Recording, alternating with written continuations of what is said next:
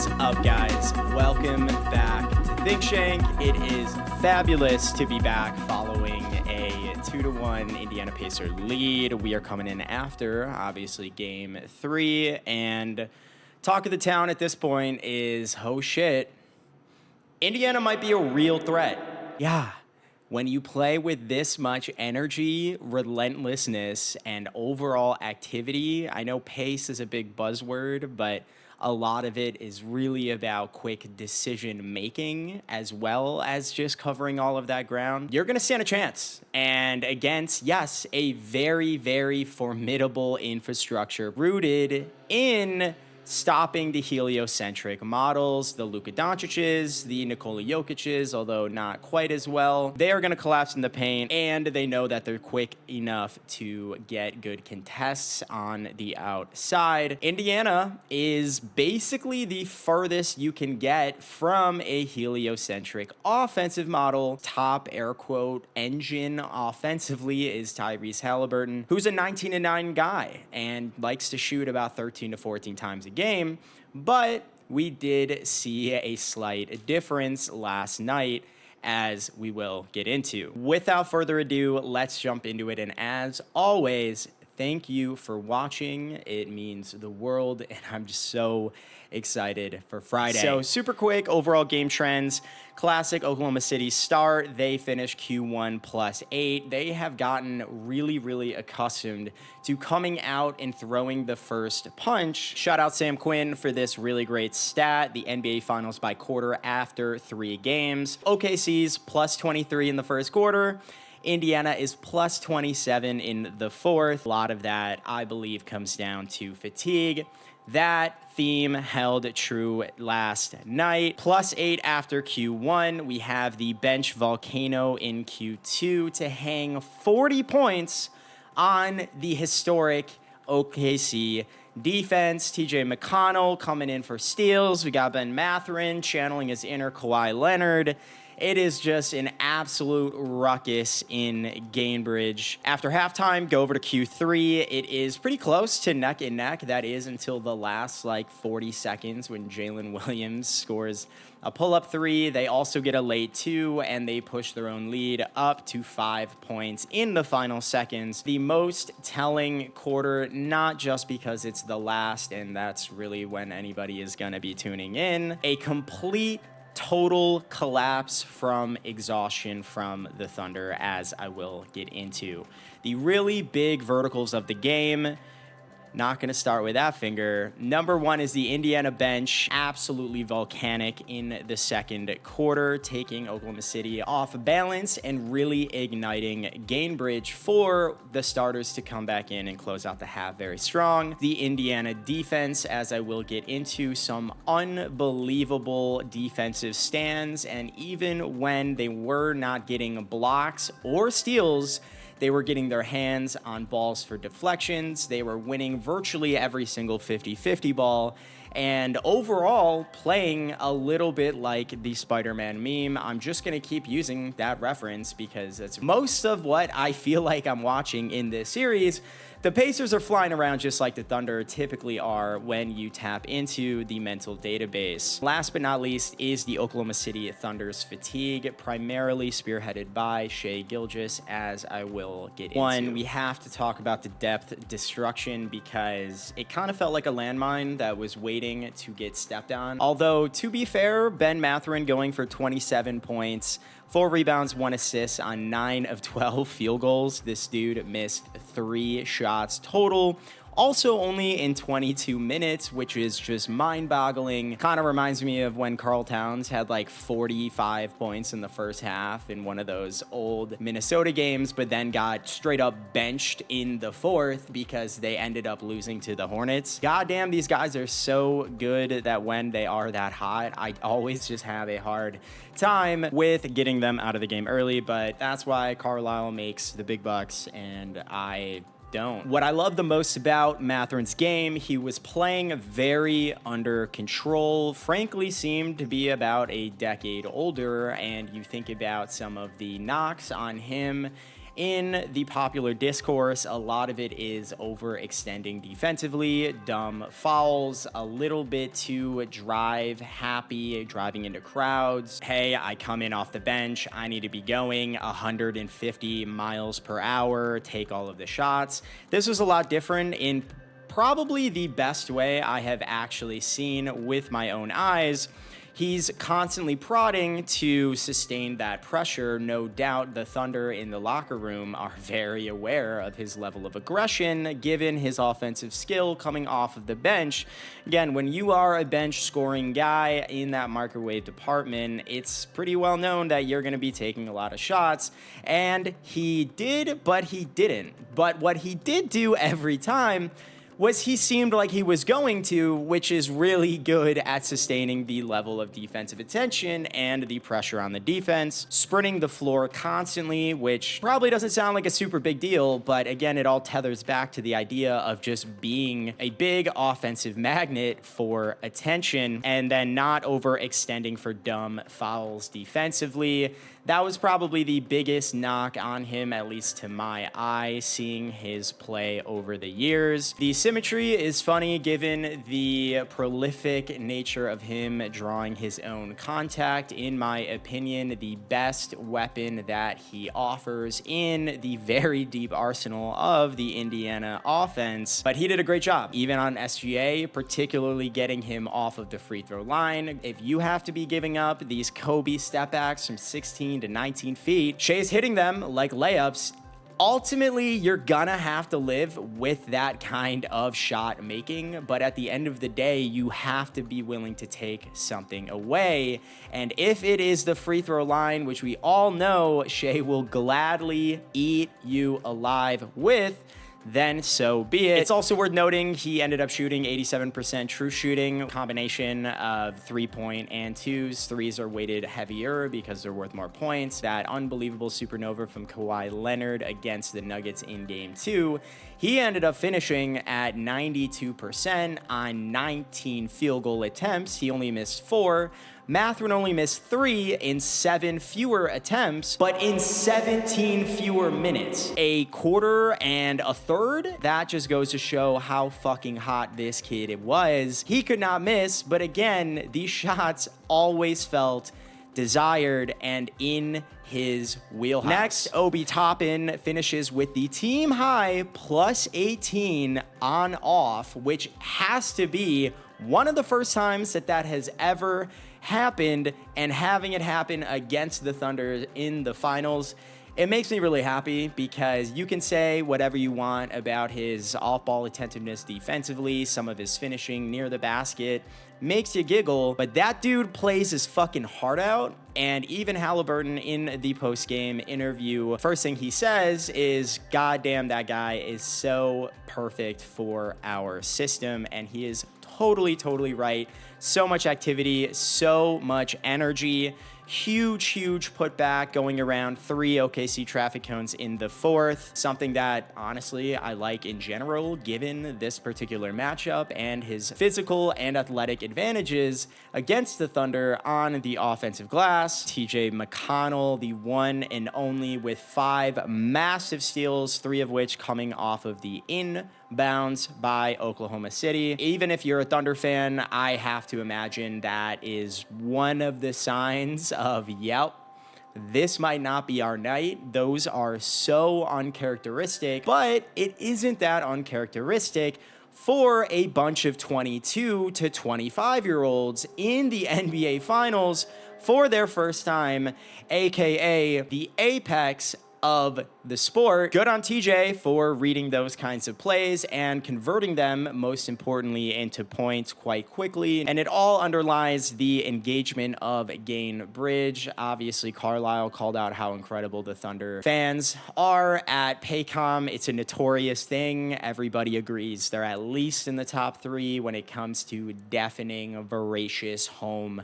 crowds. You think about this particular matchup and all of the pressure, all of the odds. Gainbridge had to show out, and they truly did. And I have to say that TJ McConnell, as always, is the best at sparking. Haliburton claps back, finishing 22 points, 9 rebounds, 11 assists, 2 steals, 1 block, and the team high 36 minutes played in my preview pod that nobody is ever going to see because the entire video was out of focus. Fuck me. One of my keys to success for Indiana was that its stars were going to have to play star minutes, and in general, Carlisle was going to have a shorter leash on its bench guys. In that second game, the Pacers lost in the second quarter because when Haliburton sat, its bench guys were not at all ready, and they got absolutely trounced. I think they were like a minus 15 or 17 in the 7-ish minutes or so, whatever it was before Haliburton came in. Now we get Haliburton leading the team in minutes, and I just thought off the bat that was a huge deal. I agreed with the crowd on the left that was pretty voracious in saying that Haliburton needed to at least attempt uncomfortable shots, potentially even force them in order to embed himself in the defensive psyche and ultimately, over the course of 48 minutes, bend the defense to make those clutch baskets easier for his teammates. He did just that, willing to miss shots in order to keep the pressure. I do think is an important lesson that we are lucky enough to have a front row seat to get to watch him learn. A perfect encapsulation of that, Haliburton gets a kind of late/delayed catch and shoot from Siakam, and Dort is able to actually contest it quite well. Very next possession, takes an early shot clock step back 3, doesn't hit rim, I think, to have the gall and confidence to know that that shot should have gone in, and then to do what he has not allowed the Thunder to expect, which is take an early shot clock 3, was just very telling to me that this dude was playing like a superstar. That's what Shea does. That's what Luka does. That's what Jokic does. Sometimes you gotta grab the game by the balls, and that's what I thought he did. Had the pick 6 on SGA, which I don't remember the last time somebody got a pick 6 and touchdown off of a Thunder turnover where nobody on the OKC Thunder are even in the camera frame. That was really insane. But even beyond that, I don't know how many deflections this guy got, but he was really, really active, particularly off ball. I felt like he was almost utilizing his point guard vision and skills in a way that you don't often see it, which is anticipating where the ball is going to go on the other side. God forbid Nikola Jokic ends up second in the regular season in average number of steals. That's a real stat, by the way. Go ahead and look it up. Turns out when you're really fucking good at playmaking, you can be really fucking good at understanding where the hell the ball is going to go on the other side of the floor. Unreal defense across the board, and I have to say, probably the best defensive effort I have seen start to finish by the Pacers. Yeah, I know I keep saying this, but I don't know the last time the Thunder have kind of been smacked around like this defensively. The Indiana Pacers had twice as many blocks as Oklahoma City had steals, and they had 6 different Pacers with a block. I don't have StatHead to prove it. I have to guess that that is the first time all season that has happened for the Pacers. And I can't imagine that that has happened more than 5 times this entire year in totality, to have 6 different guys get a block and then to have it happen on the biggest stage imaginable is really, really impressive. When they're able to impose themselves that well defensively, unlocks his transition game, and then of course that happened to eclipse the Haliburton vengeance game after such an anonymous game too. I felt like kind of a perfect storm in some ways. What an incredible, incredible defensive effort and showcase. These are the, quote, errors the Oklahoma City Thunder had within the last half of the fourth quarter. Mind you, they only scored 18 points, and the Pacers finished scoring 32. Doesn't even matter what your lead was gonna be. They were probably gonna take it in this game. Again, coming off of that much defensive pressure that ultimately led to this much fatigue happening. 6:21, SGA gets called for a travel, which never ever happens. 5:25, Miles blocked the shit out of Chet. 4:23, Obi has the putback dunk past 3 Oklahoma City traffic cones. Nobody tags him. They're way too tired. 3:36, Nesmith blocks Shai Gilgeous on a jump shot. 2:44, Nesmith steals and picks off jdub. 1:56, Miles blocks Chet Holmgren twice in the same possession. 1:17, SGA tries to hit a classic layup in his office step back mid-range jumper over Pascal Siakam, who played fantastic defense. Missed even though that's his office. 1 minute, jdub goes 1 of 2 from the line. 35 seconds, jdub goes 1 of 2 from the line again. 17 seconds left, Cason Wallace also splits his free throws. Oklahoma City's last field goal was a 19-foot 2 by SGA at the 3:23 mark in the fourth quarter. Uncharacteristic number and nature of mistakes coming from the Thunder. We've all been so accustomed to them taking care of the ball and really winning in these margins, I believe, to paper over a lot of their offensive deficiencies that have reared its ugly head quite a number of times now. And I just want to say that sequence of mistakes is so indicative to me of fatigue seeping into this team and the level of activity and pressure that the Pacers were imbuing on all of them, and most importantly, SGA. Shine like Kobe or die like Kobe. That is not probably tasteful, and I apologize, but we're all adults. You know what I mean. Another game of very few fourth quarter field goal attempts from Shai. Game 1, when they lost, only attempted 4. Game 3, only attempted 3.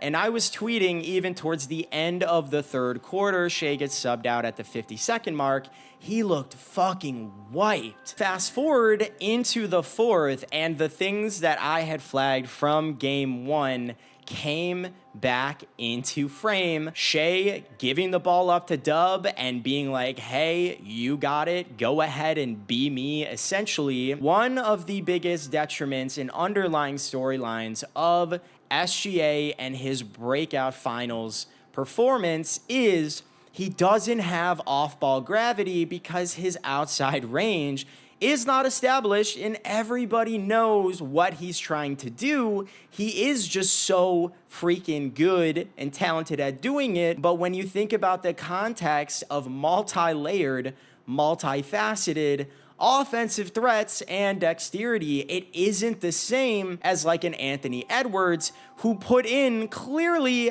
all of that work into his outside perimeter shooting so that he would draw even more double teams and help his team play 4-on-3, culminating in him leading the NBA in blitz rate by a comfortable ass margin. And yes, while he's complaining about that during the regular season, his team is playing a lot fucking better, and at this stage, that is what it's all about. SGA is a score-first wing and not a point guard. When you are playing that style of Kobe mid-range monstrous offensive game, you are going to get fucking exhausted. And these are not coincidences that he literally cannot muster the energy to get up enough shots or air quote take these games over down the stretch because he's getting pressured from 94 feet down the court all game long, getting fouled quite a bit, which is going to wear him down as well. And obviously nothing is easy anyway. And looking at the other options on offense OKC has, it's really not that much of a threat, relatively speaking. Made me realize how much of Oklahoma City's offense rests on its historic defense. We all know they love to capitalize on live ball turnovers, getting out in the fast break, scoring in transition, scoring in semi-transition, all of those types of things. But when they aren't available and your general defensive infrastructure isn't able to rely on those 20-ish points or so a game, you're gonna have to fall back on what? Really fucking tough and really fucking exhausting drives to the basket and finishes and tough mid-range turnarounds from SGA while he's mentally draining himself, constantly surveying for doubles, all of those things. I just am no longer surprised anymore when these types of things happen. And ultimately, Shai, Dagnall, and his staff all know that this is exactly what the Pacers' recipe for winning is. They are trying to wear you down all game. If you let them do that, or if you let them lure you into going into Kobe Bryant mode, they are banking on their energy, their depth, and their play style, ultimately fueling these types of comebacks and winning the war of attrition in those final 5-ish minutes. And we've already seen it miraculously work once. And then in this game, you saw the Pacers were able to slam the door on the Thunder, who tried desperately to get back in this game. But again, you're slipping out from under yourself, splitting free throws because you don't have the energy, and your MVP candidate only takes 3 shots in the entire fourth quarter of a game that you are clawing ferociously to crawl back into. It's just what they want. And so the telltale sign, 17-3 turnovers in Indiana's favor. The nature of them were really bad. Inbound steals, SGA walk.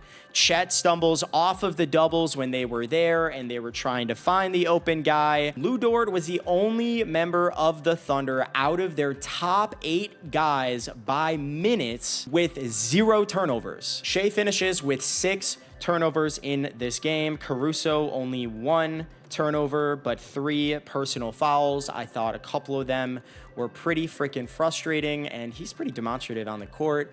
I haven't really realized that prior, but I just realized that their mistakes feel so loud because they're so rare, because they're really the air quote veterans of this team because they're so young.